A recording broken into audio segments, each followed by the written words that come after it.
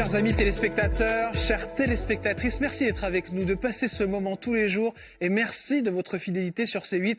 Tous les matins, c'est notre petit rendez-vous entre nous, n'est-ce pas? Et il y a toujours quelqu'un qui vient nous voir. Et il y a des fois où c'est plutôt émouvant, comme aujourd'hui pour moi, avec un monsieur que j'aime beaucoup. Et il le sait.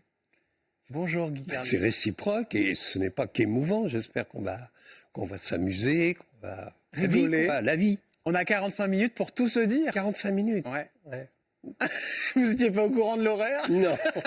Vous l'êtes maintenant. Non. Par contre, moi, je suis au courant de quelque chose. Allez-y. Qui arrive le 22 mai. Ça vous dit quelque chose? Ouais. À l'Européen. Alors, j'adore, c'est magnifique l'Européen. Ouais. Et ce spectacle, alors j'adore l'affiche avec cette espèce de gros fauteuil molletonné. Ben oui, parce Louis que XVI. je joue Dieu dans ce spectacle. On ira tous au paradis. Voilà, c'est une alternance de chansons qui sont dans le cœur des gens, avec des textes que j'ai écrits, qui sont joués ensuite. Les chansons sont jouées à la suite. On alterne textes et chansons avec un très très grand musicien qui s'appelle Mika Lecoq, qui est le chef d'orchestre Noad, enfin bon, qui est vraiment un grand pianiste, chanteur. Et évidemment, on emmène les gens dans une nostalgie, mais positive, c'est-à-dire une nostalgie de transmission. Vous voyez ce que je veux dire? Pendant c'était mieux avant. Ouais. Ça n'a pas de sens. On est dans le conflit comme partout, sinon. Alors que là, c'est l'inverse, et on s'aperçoit. On a déjà joué quelques fois, rodé un peu le spectacle. Que évidemment, les gens chantent. Et l'idée, c'est que je suis Dieu, mais que Dieu, c'est chacun de nous, c'est les émotions qu'on garde, des chansons qu'on a aimées. Vous, je suis sûr qu'il y en a qui vous donnent la chair de poule, qui vous rappellent des moments vraiment importants. C'est un trésor qui est levé dans le creux de votre âme, et les gens sortent de là heureux. Alors, tout ce qu'on aime chez Guy Carlier, c'est ça, évidemment, ce spectacle, les chansons, et puis surtout cette manière de dire les choses, avec élégance et des fois un petit peu de piquant. Et c'est aussi ça qui fait votre renommée, cher Guy, d'ailleurs, que vous utilisez à bon escient sur une radio que j'aime beaucoup, qui s'appelle Sud Radio. On va découvrir un petit peu de Guy dans cette émission en regardant le portrait, et on va le faire ensemble, ce portrait. Alors c'est parti, portrait de Guy Carlier. Pour regarder un portrait, c'est une image, il faut le faire. Et pour le faire, je vais taper votre nom et votre prénom sur Internet pour regarder ce que cherchent les gens sur vous, ce qui est le plus recherché. Regardons ensemble alors ce qui sort sur Guy Carlier. Première chose, la chose la plus recherchée, c'est Guy Carlier, Carlito, si vous ne le saviez pas, chers amis téléspectateurs. Guy est le papa de cette star d'Internet, devenue maintenant une star tout court, parce que McFly et Carlito, c'est un duo extraordinaire. Guy Carlier 2023. Donc, qu'est-ce que vous êtes en 2023? Guy Carlier fils, Guy Carlier fortune, Guy Carlier jeune, Guy Carlier poids, parce que vous avez une... Là, vous voyez, fortune, jeune, poids sont trois choses qui sont gommées déjà un peu. Enfin, c'est vrai. Alors poids, c'est parce qu'il y a eu un changement. Dont on parlera tout à l'heure, incroyable. Guy Carlier, perte de poids. Oui, alors, Guy Carlier, Chaka c'est la même chose. Chaka Ponk, c'est une chronique qui est devenue culte. Sur les émotions que peuvent procurer les artistes. C'était dans une émission de Nagui qui s'appelle Taratata. Et ils ont chanté en duo avec deux musiciennes classiques, deux sœurs. Et c'est quelque chose... il y a dans la musique, quelquefois, des moments où vous partez dans les étoiles, évidemment, c'est l'harmonie. Par définition, c'est l'harmonie. Et là, j'ai fait cette chronique en, je sais pas, peut-être une demi-heure. Et je me souviens que ça a été de la folie. Guy Carlier, Natou. Alors, Natou qui est une Natou, c'est une youtubeuse. Je pense que c'est une amie de Carlito, mon fils. Je la connais absolument pas. Maman, elle est d'origine espagnole, d'Andalousie. Elle rencontre papa sur des marchés, si je ne me trompe pas. Elle rencontre à la Libération un héros, un FFI. Il avait le brassard FFI et il chantait. Imaginez ça, le héros. Et donc, j'ai été, moi, bercé dans ce truc-là, mais je ne l'ai pas connu, parce qu'elle a divorcé très vite quand je suis né. Alors, je vais vous donner un scoop. Quand j'étais chez Marc-Olivier Fogiel, j'ai reçu une lettre de Corse me disant bonjour, je m'appelle Annonciade, je vous regarde avec ma maman et je dis tiens, c'est drôle, ce garçon a les yeux de papa. Une Corse. Et sa mère, bastiaise, silencieuse, etc., lui répond c'est normal, ce garçon c'est ton frère.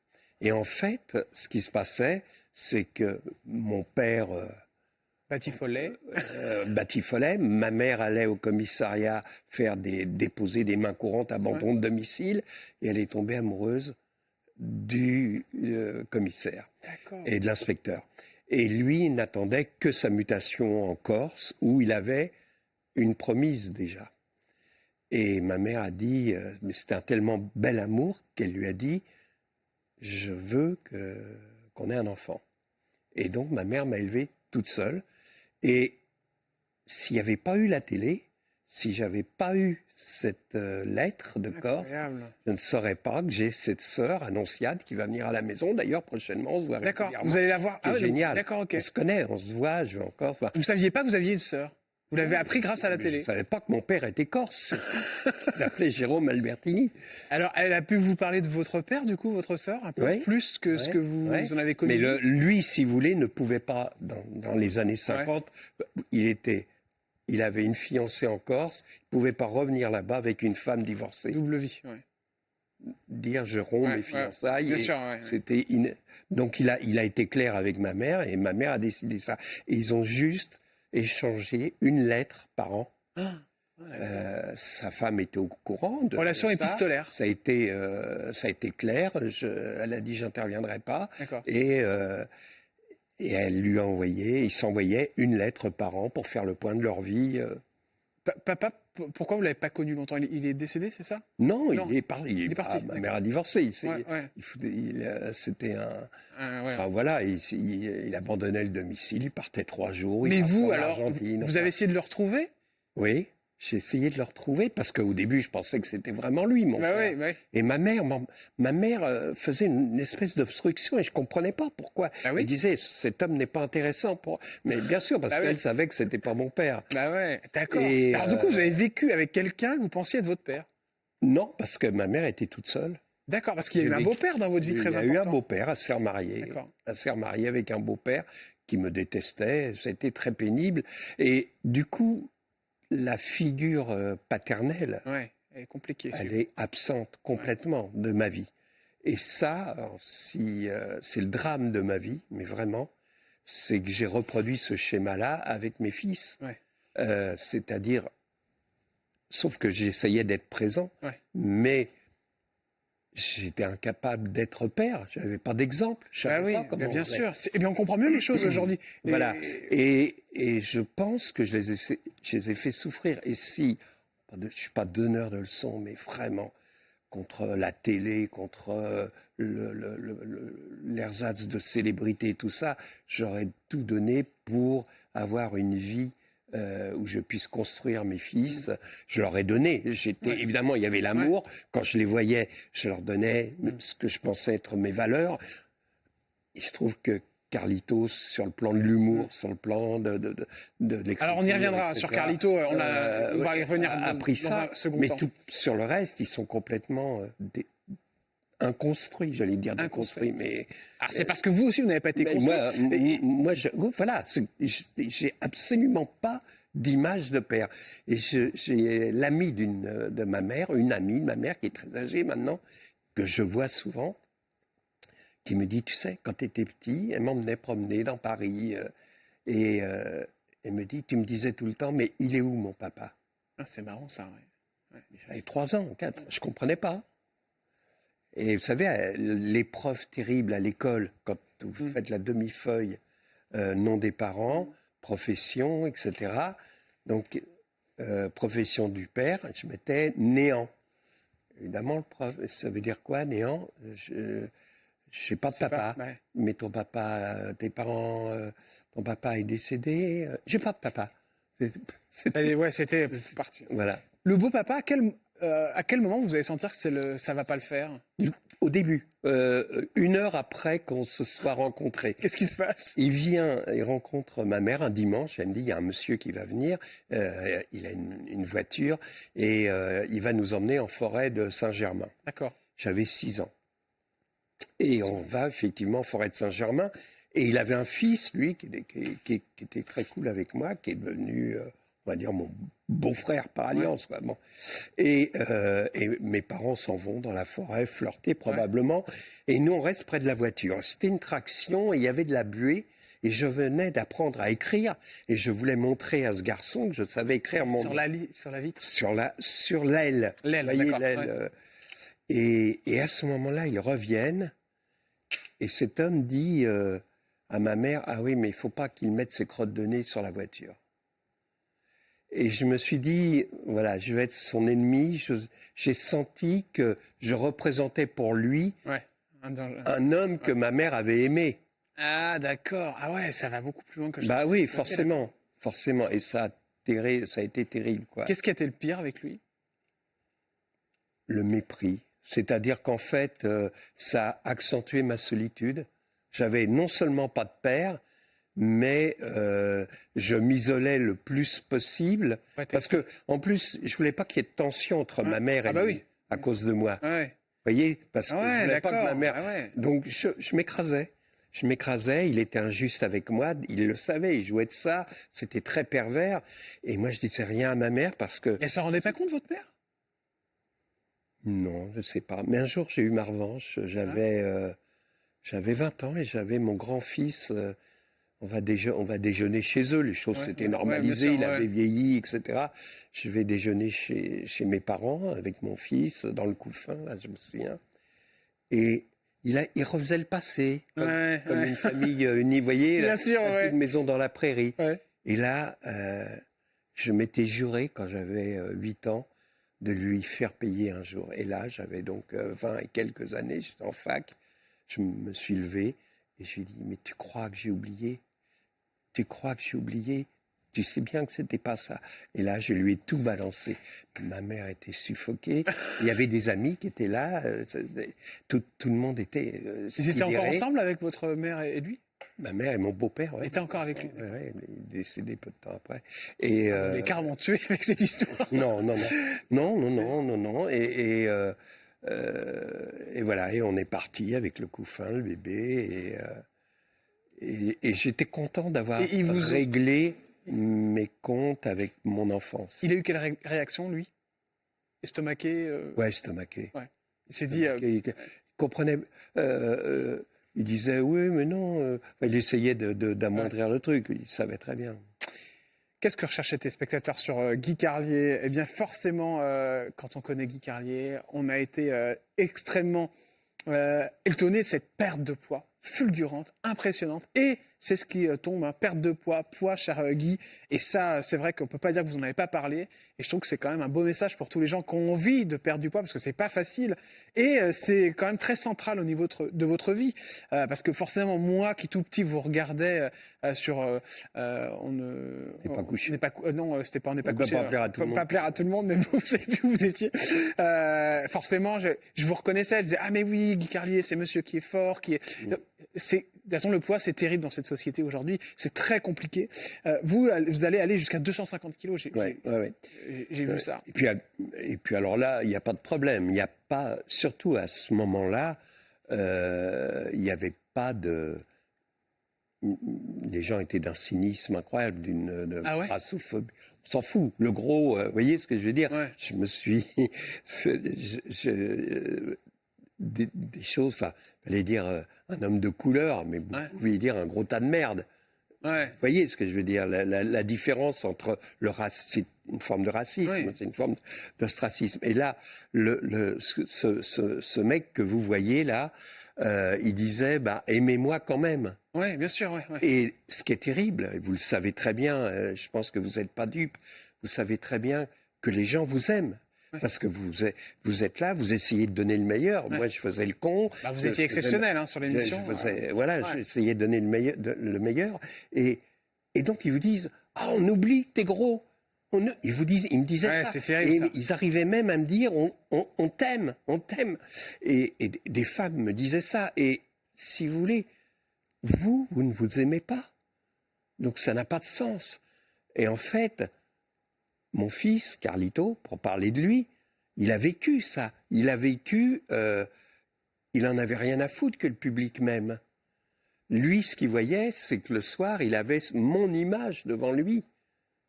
Et il avait ma boulimie, parce que c'est une maladie, c'est pas perdre 300 grammes pour aller à la plage et avoir un... Comment ça se passe, Guy? C'est-à-dire boulimie, vous mangez à n'importe quelle heure, un peu tout et n'importe quoi? La boulimie, oui, c'est une maladie, c'est une addiction, c'est comme l'alcoolisme, ou comme la dope, sauf que c'est moins romantique, vous voyez, vous êtes pas, c'est pas rock'n'roll, c'est un truc de...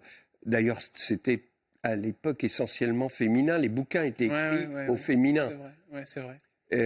Mais ça veut dire que c'est la honte. Vous êtes seul, vous vous isolez pour bouffer comme un chien malade. La nuit, vous ouvrez le frigo, vous êtes assis devant, à poil, à manger tout. Vous vous faites surprendre des fois par vos... Voilà, je me suis fait surprendre. Donc à poil, c'est des humiliations. À poil devant le frigo, voilà, en train de manger. C'est des humiliations. Puis de toute façon, vous le savez bien, vous voyez les gens dans la rue. Ils vous croisent, ils vous montrent du menton. Regarde le gros, quoi. Vous voyez, vous le sentez. Il y a quelque chose qui vous a blessé, une remarque qui vous a blessé durant cette période où vous étiez en surpoids? J'étais blessé constamment, mais constamment, puisque comme quelqu'un qui souffre du racisme, bien sûr. L'antisémitisme, je sais pas.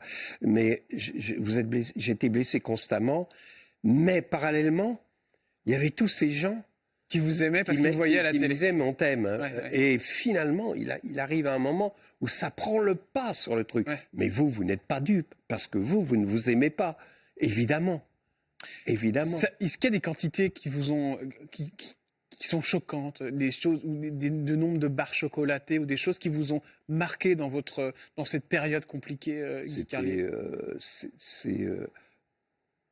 Vous savez, il y a tout un jeu chez les boulimiques comme chez les alcooliques, c'est les épiceries nocturnes. Vous voyez, par exemple, quand je faisais l'émission de Marc-Olivier Fogiel, on était en direct le dimanche soir, donc je rentrais, il n'y avait plus que quelques épiceries ouvertes la nuit, vous voyez, et là, vous avez tous les gars, tous les alcoolos, tous les qui viennent chercher leur 8-6, leur bière. C'est ça, bien sûr. Un truc d'une glauquerie sans nom. Et moi, j'arrivais, et le gars m'avait vu à la télé, parce qu'on était en direct 10 minutes avant, et je lui disais, je me souviens d'une émission où il y avait Alain Delon, et après on était allé dans la loge et tout ça, et j'inventais des trucs. Vous vous rendez compte, j'ai Alain Delon qui débarque à la maison. Moi, je bois pas d'alcool, et puis je mange rien parce que je fais attention à ma ligne et tout. Donc, j'achetais des tonnes de bouffe, et bon, d'alcool, j'en buvais pas, mais c'était des sirops, des conneries. Et il fallait que je justifie. Et le gars, il s'en fout. Le gars, il voit défiler des alcoolos tous les soirs qui lui disent « Ah, j'ai des invités qui arrivent de Marseille, donne-moi 2 litres de pastis. » Vous voyez ce que je veux dire? On ment sans arrêt, ces gens-là. Guy, est-ce que... C'est des questions qui peuvent paraître un peu triviales, mais est-ce qu'on se pèse quand on prend du poids, quand on va jusqu'à 250 kilos? C'est-à-dire qu'il faut 2 balances. Ah oui. Alors il faut 2 balances, et c'est compliqué parce que vous avez, selon votre centre de gravité, vous pouvez varier. Mais il arrive à un moment où on se pèse plus, Il arrive un moment où on lâche l'affaire. Et c'est pour ça. Vous vous en souvenez de ce moment où vous avez lâché l'affaire? J'ai écrit. Guy, ce moment où. C'est-à-dire que le truc, c'est que parallèlement à ça, évidemment, je perdais l'amour de mes fils, et puis j'étais aussi moi en quête d'amour, comme tout le monde.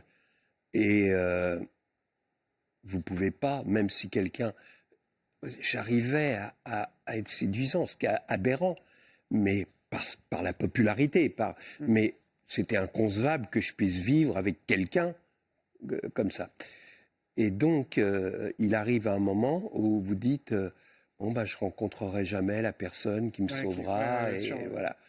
Et ça a été le déclencheur.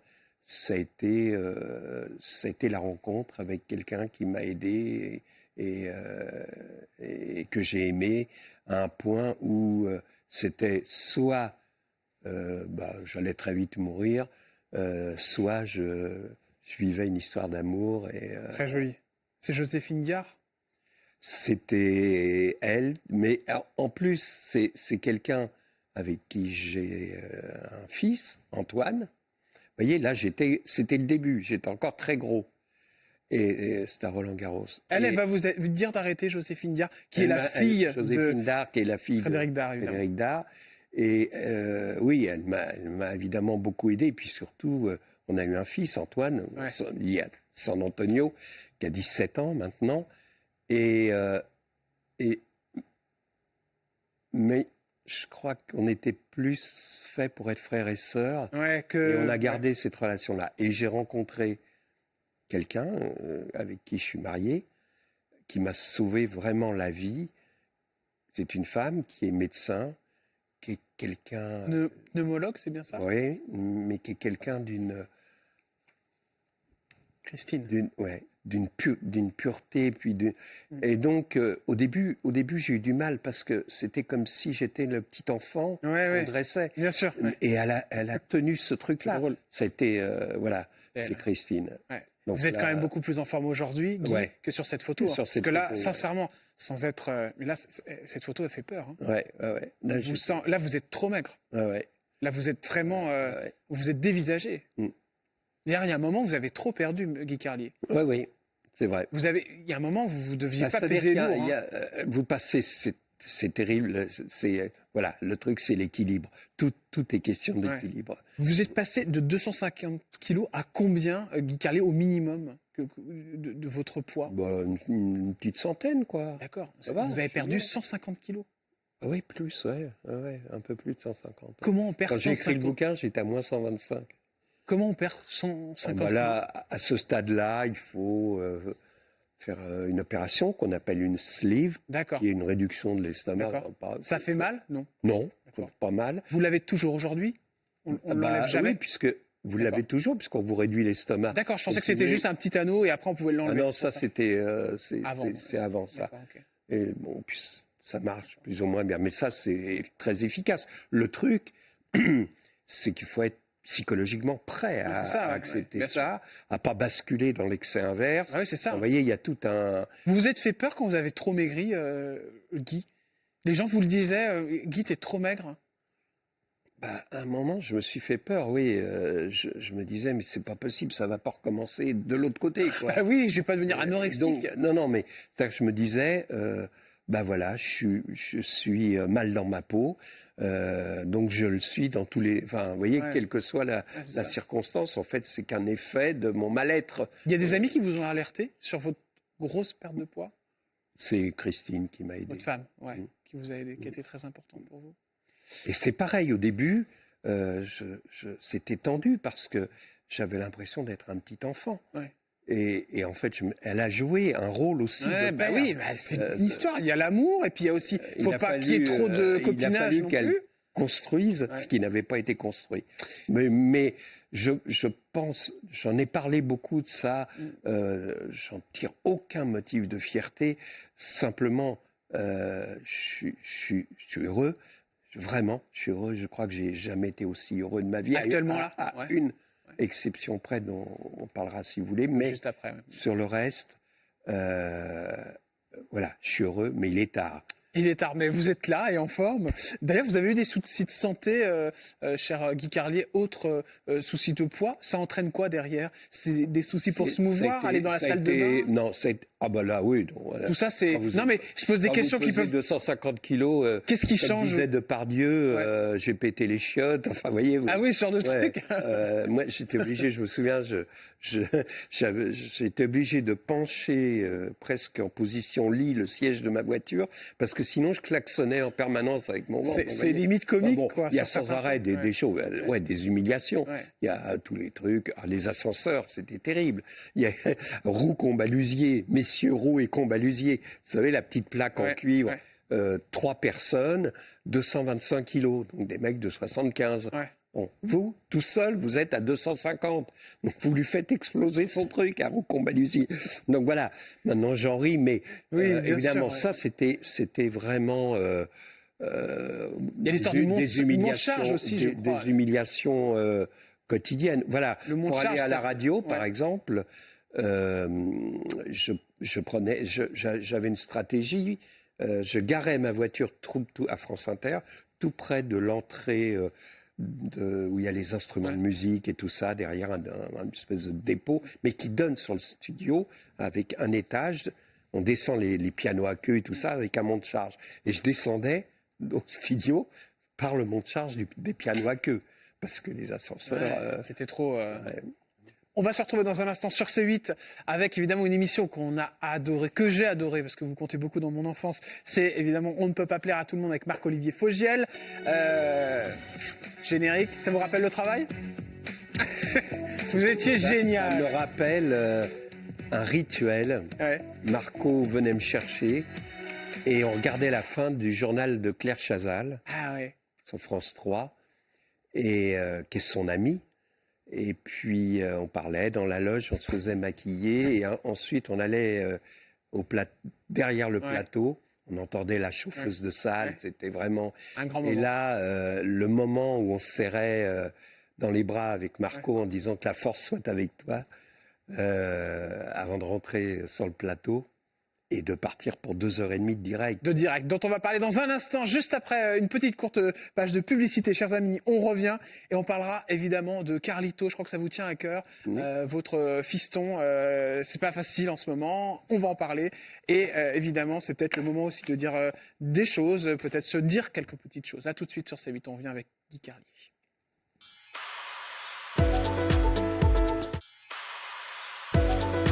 Vous êtes sur C8, merci d'être avec nous, chers amis, de passer ce moment. Je le sais, vous êtes contents de retrouver Guy Carlier, qu'on voit plus rarement à la télé, c'est vrai. Vous êtes sur Sud Radio, on entend vos excellentes chroniques que j'aime beaucoup.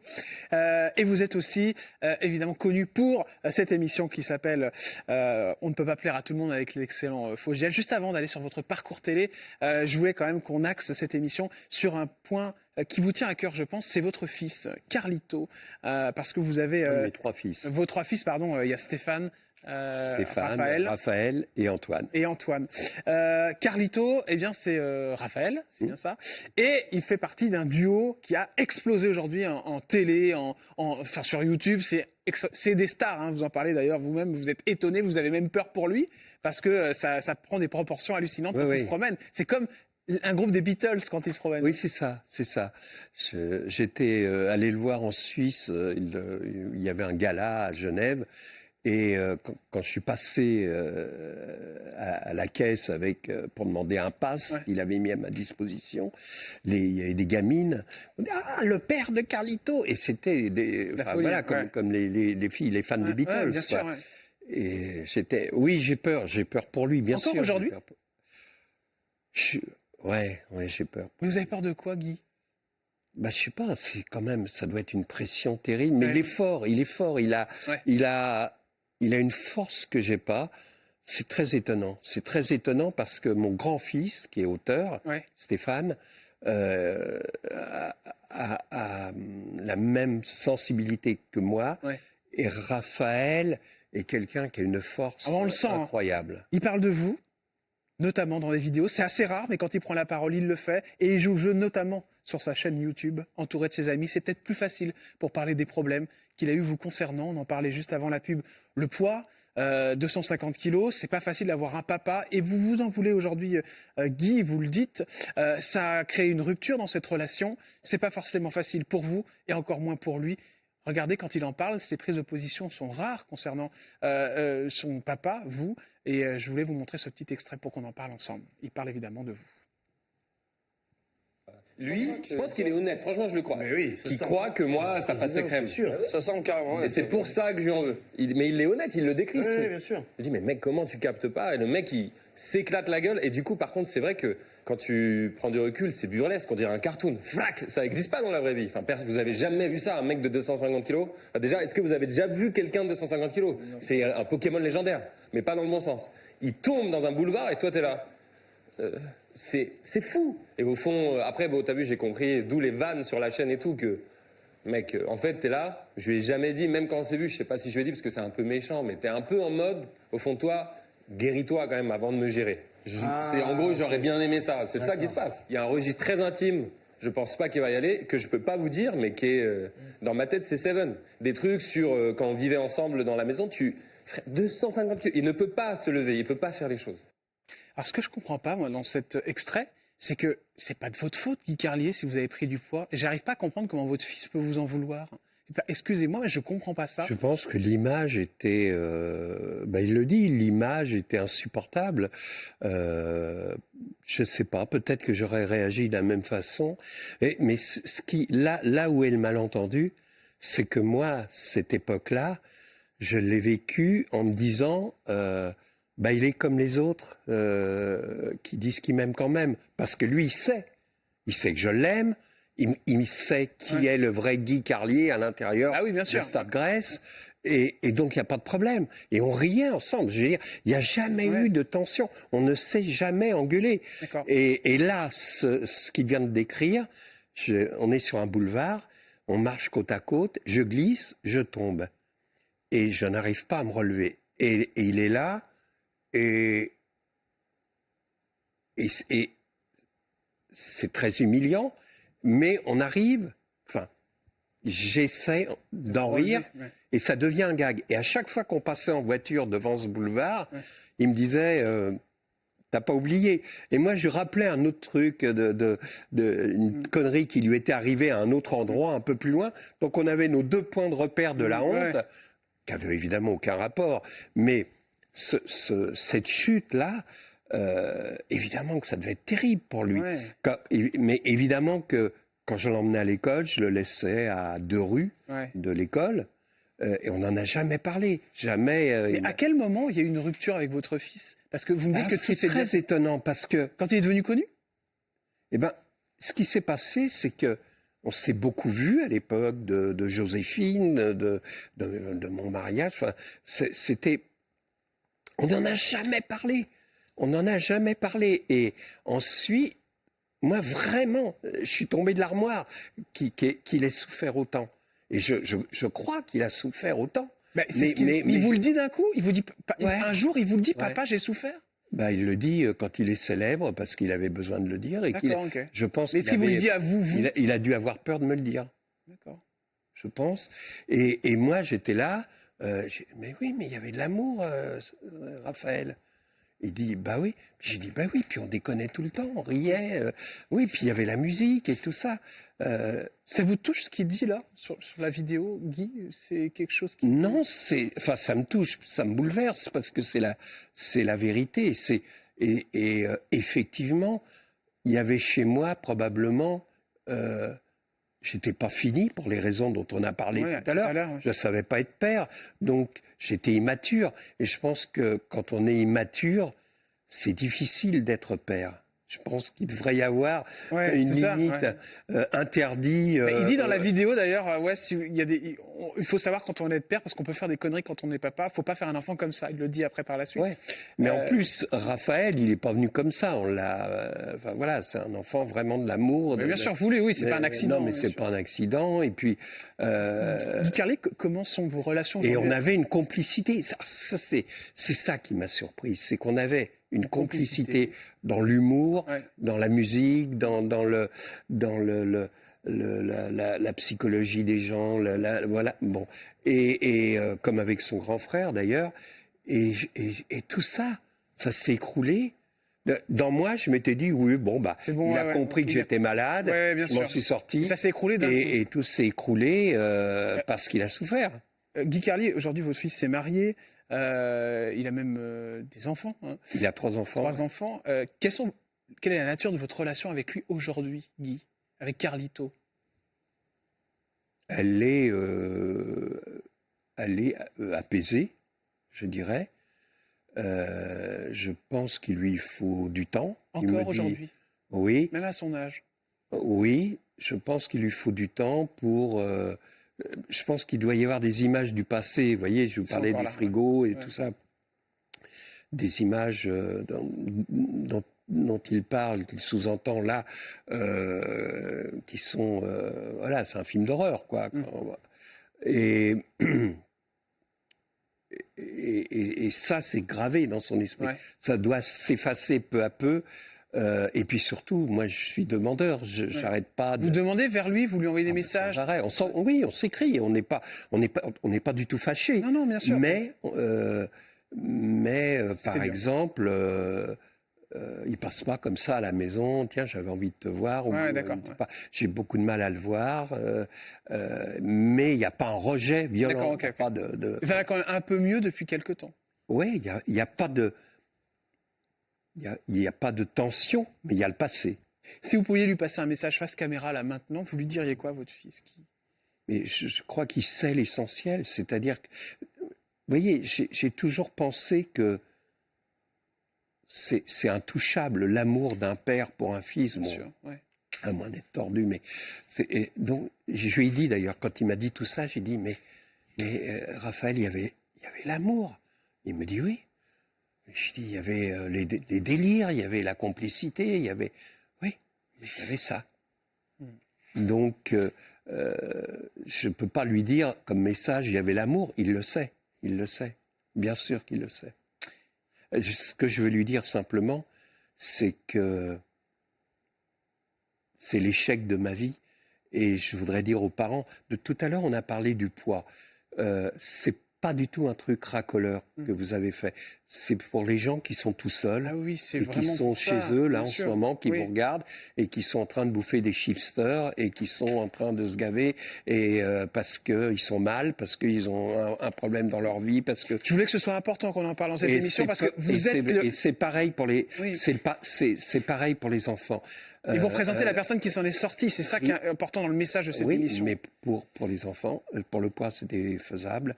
Pour les enfants, vous ne pouvez pas refaire le passé. Vous ne pouvez pas refaire le passé et il est tard. Voilà. Vous rêvez de ce jour où il va venir. Donc je vous en prie, faites attention aux enfants. Higelin disait alertez les bébés, mais alertez-vous surtout et soyez attentifs à l'image que vous donnez et aux valeurs, à la façon dont vous construisez les enfants. Parce que... Jordan, je crois qu'il n'y a rien de plus important. On vient de le démontrer, la télé, les bouquins, la vie, mais les enfants, bien sûr. Mais c'est évidemment les enfants. Vous êtes parlé quand la dernière fois? Avec Raphaël? Oh, il n'y a pas très longtemps. Il est venu à la maison il y a, je sais pas, un mois et demi. Alors, la carrière de Guy. Quelle carrière!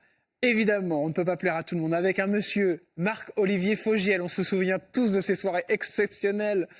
J'ai sorti un bouquin et je parle de vous d'ailleurs, de cette soirée, notamment une émission qui m'avait beaucoup marqué et qui, moi, m'a empêché de faire le pire. Parce qu'à ce moment-là, j'étais pas bien non plus. Et vous receviez Fabrice Lucchini. Et la télé s'est allumée comme par enchantement. C'est la première fois que j'en parle d'ailleurs sur un plateau télé. Et vous étiez là. Et c'est pour ça que vous comptez beaucoup dans ma vie aussi. Et j'ai trouvé l'émission tellement incroyable. Je me suis dit, j'ai envie de faire de la télé. Voici une des raisons pour laquelle aujourd'hui je suis devant vous, chers amis téléspectateurs. Et pourquoi je suis si heureux de recevoir Guy Carlier. Alors, vous avez fait les belles soirées de France Télé, de France 3. Vous vous en gardez un bon souvenir? Ah, très bon. Vous avez toujours bon contact avec Marc-Olivier Fogiel? Ah oui, mais vous savez...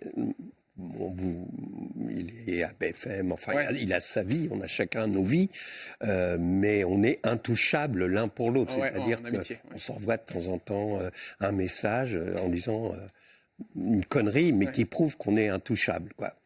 Avec son enfant aussi, je crois qu'il est papa, si je ne me trompe pas. Il a il a 2 enfants. Deux enfants, ouais. Ah, ouais.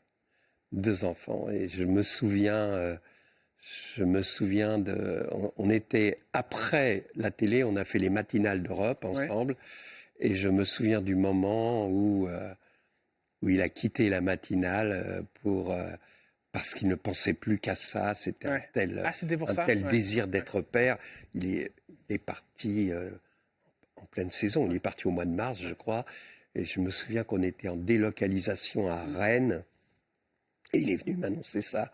Dans la chambre d'hôtel en me disant j'arrête. En plus, la direction d'Europe avait changé et il dit J'ai donné une interview au Figaro.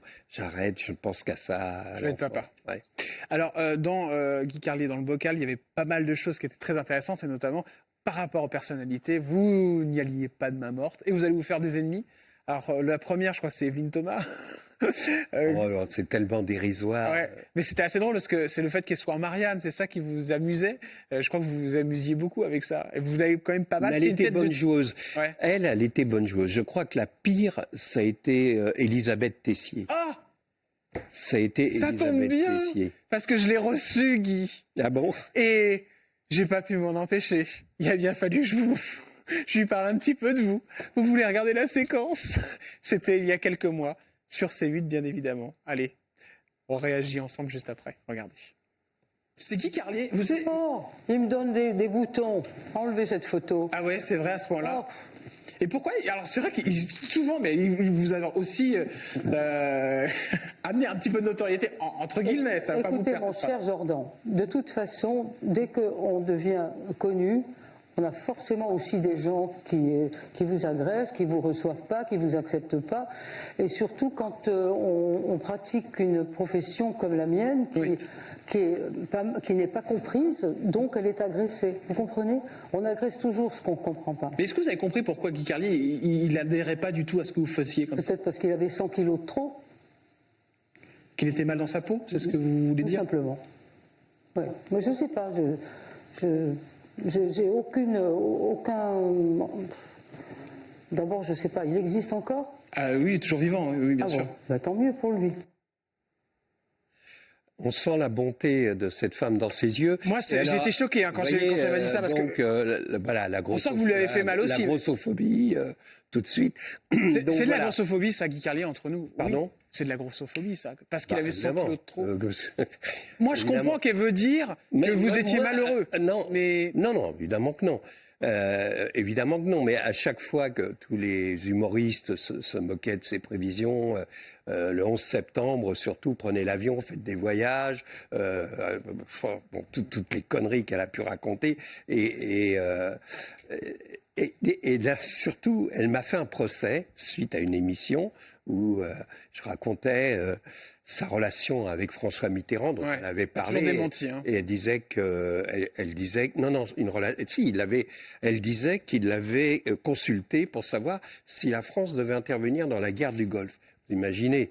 Donc j'avais déliré en disant, est-ce que vous pensez, en imitant Mitterrand, enfin Mittenal, est-ce que vous pensez qu'on doit intervenir dans le Golfe? Comment se défait ce soutien-gorge, vous voyez, en alternant des phrases comme ça du mec qui avait juste envie de la pécho.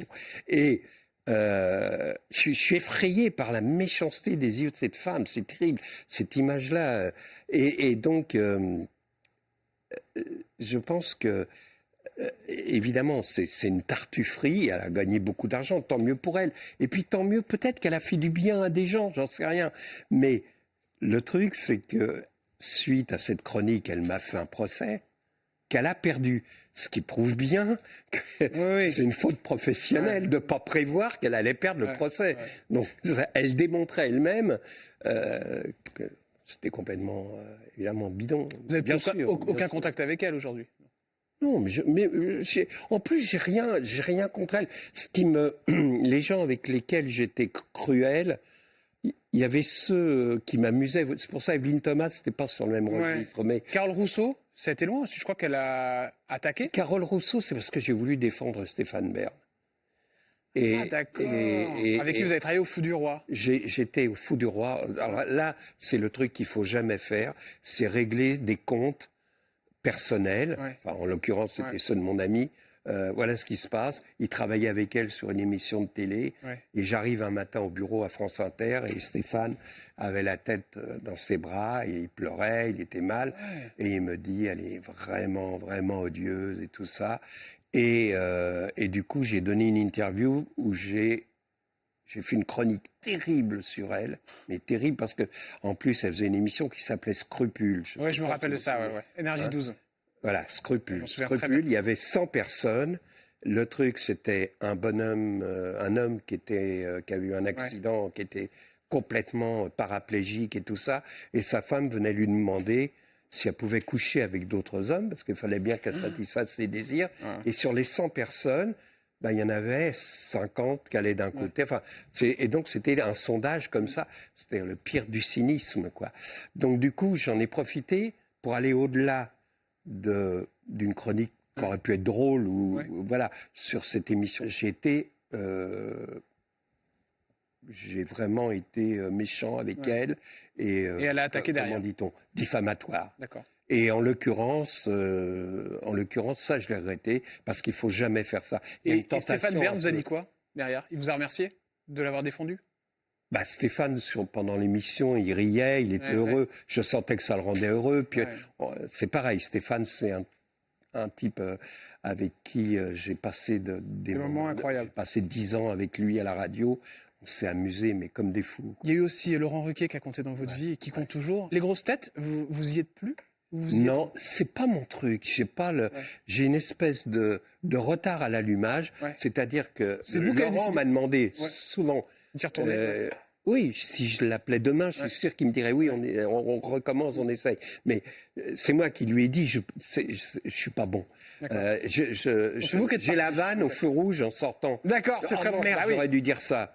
Faut comme Baffy taper aussitôt. Ah voilà. Les questions cash, c'est maintenant avec Guy Carlier, on y va. Vous n'allez pas y louper, cher Guy Carlier, même si je vous aime beaucoup. Quand on s'appelle Guy Carlier, on touche combien de retraite? De retraite, j'ai plusieurs retraites parce que j'étais cadre financier, donc j'ai une retraite de cette époque-là. Ça a duré quand même une quinzaine d'années. Et donc je dois toucher. Puis je touche la retraite de la SACEM sur les chansons, les droits d'auteur, etc. Johnny, c'est fou. Vous avez écrit des chansons pour Johnny. Oui, mais ça, et puis ça continue, c'est terrible d'ailleurs. Enfin bon, mais c'est pas. On va dire, si vous voulez un chiffre, retraite 3100. D'accord, ok. Voilà. Okay. Mais je travaille. Tout cumulé? Oui, mais je fais des piges pour la presse écrite, pour Télé 2 semaines, et puis je travaille parallèlement. Combien vous êtes touché au maximum de votre carrière, Guy? Oh là là, je me souviens qu'un jour, je me suis demandé qu'est-ce que je pourrais acheter à l'époque de Marco. On ne peut pas plaire à tout le monde. Ouais, à l'époque, parce que c'était l'époque où la télé avait beaucoup d'argent, etc. Et puis, au début, je devais faire juste une chronique. Et puis ensuite, je suis devenu voilà, le clown de l'émission. Et puis en plus, je devais faire une deuxième chronique sur la télé à la fin de l'émission. Donc, ça s'additionnait. Et j'étais à la radio tous les jours. Donc, je sais pas, je devais toucher... 30 000? Ouais, pas loin, 25 000 euros par mois. Ah ouais, là on part loin. Hein. Là, c'est beau. Mais bon, ça a duré 2 ans. Hein. Quelle est la chose que vous avez lue sur vous qui vous a fait le plus de mal, Guy? Vous qui adorez jouer sur les mots, quand on s'attaque à vous? Je pense que ce qui me fait le plus de mal, c'est quand j'entends la souffrance de mon fils. Ça me fait très mal. Dans la vidéo que j'ai montrée tout à l'heure? Ouais, ça me fait très mal parce que, je vous dis, on ne peut pas revenir en arrière, c'est affreux, c'est un échec terrible, terrible. Et le temps passe, voilà, j'arrive dans le temps additionnel, comme on dit au match de foot. Vous avez quel âge, Guy? 74. Donc, je ne vais pas refaire le... oui, bien sûr. Donc, j'essaye... Le pire, c'est que j'étais absent pour le grand, parce que j'étais tout le temps en voyage, j'étais directeur financier. Donc je m'étais dit, Raphaël, on est divorcés, mais je vais être présent le mercredi, etc. Donc j'étais là quand il fallait, mais avec l'image dont on vient de parler. Et là, avec Antoine, on est vraiment fusionnel. Mais j'ai peur Mais puis surtout, il m'a fallu du temps. Et puis surtout, les gens disent t'es avec ton pépé? Je suis ami avec Louis Bertignac, guitariste de Téléphone, et il a le même problème quand il est avec son fils. Le sien a 6 ans, c'est encore pire. On lui dit c'était avec ton grand-père? Oui, à l'école. Le jour où la police aurait pu vous embarquer, est-ce qu'on a eu une fois où c'est arrivé, une connerie que vous avez fait? Elle m'a embarqué une fois, mais quand j'étais en vacances en Espagne, on a passé une nuit au poste parce qu'on avait foutu un bordel dans l'hôtel qui nous accueille, enfin un truc d'ado, voilà. C'est pour ça que je suis assez tolérant avec la plupart des conneries des mômes. Ouais. Qu'est-ce que vous pensez de Cyril Hanouna, Guy Carlier? Je peux rien dire parce que quand il me voit, c'est comme si on était dans la vérité si je mens, quoi. C'est-à-dire, je t'aime, mon Guy, toi je t'aime, et tout ça. Il vous a proposé de faire l'émission? Non, non, non. Vous auriez accepté? Non. D'accord. Si demain vous disparaissez, vous aimeriez qu'on retienne quoi de vous, cher Guy? Je crois que je suis généreux. Et puis franchement, j'aime les gens. Merci beaucoup Guy Carlier d'être venu dans cette émission. Merci. Parler de tout, vous êtes livré comme rarement et puis j'apprécie votre honnêteté, votre sensibilité. Je viens vous voir avec un petit câlin. Moi aussi j'ai besoin d'être aimé. On se retrouve dès demain avec une nouvelle émission. Qu'est-ce qu'il y a? Vous voulez se marier avec moi, non? Non, c'était quoi? Ah non, c'était Ayana Nakamura. Je voulais vous demander ce que vous en pensiez, mais bon. Ça vous plaît? C'est bien Ayana Nakamura aux Jeux Olympiques? Ça me gêne pas. Bon. Allez, on va se retrouver dès demain sur C8 avec une nouvelle émission. Et je voulais juste vous dire qu'on retrouve Guy Carlier. Bon, bah, je trouve pas la date, mais c'est bientôt. C'est le 22 mai à l'Européen et c'est un spectacle qui rend heureux. Tout simplement. Vraiment. Où il se prend pour Dieu. On adore. Je vous embrasse très fort. Ouais. Ciao, à demain sur C8 chers amis. Ciao.